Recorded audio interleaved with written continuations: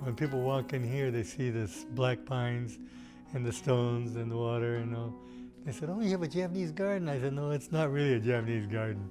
It's one of these fakies, Dobbs. As long as you get the Japanese pine trees out there and certain materials, everybody thinks they have a Japanese garden. You know, put the stones in. No, but I love the Japanese garden. I love the things they did with them.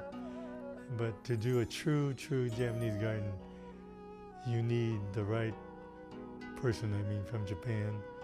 They know exactly how to.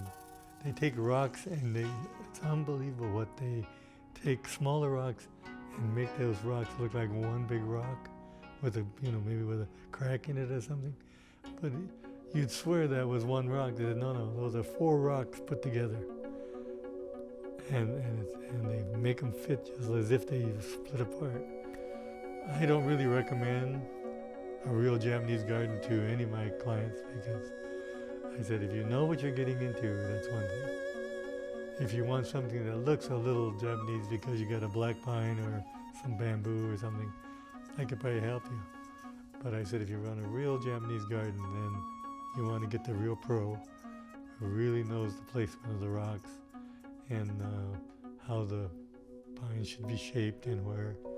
It was really a learning experience for me to see the Kyoto gardens and to meet the actual designers of the various Japanese gardens and their philosophy, how they go about.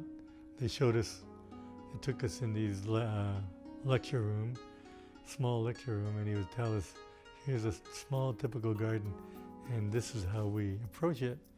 This is how we look at it. You must have the right rocks, you must have the right materials, or we don't do the job. The real Japanese gardens that are enclosed, the rock gardens with no plants at all, just rocks and the gravel,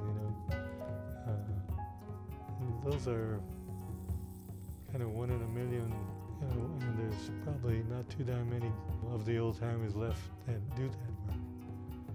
But I sure learned by seeing, but I can't believe everything I see because I said, I can't believe that he did that. And it was the only time I wish I were really Japanese living in Japan doing Japanese gardens. I can't even speak 2 words of Japanese, so I'm out of it.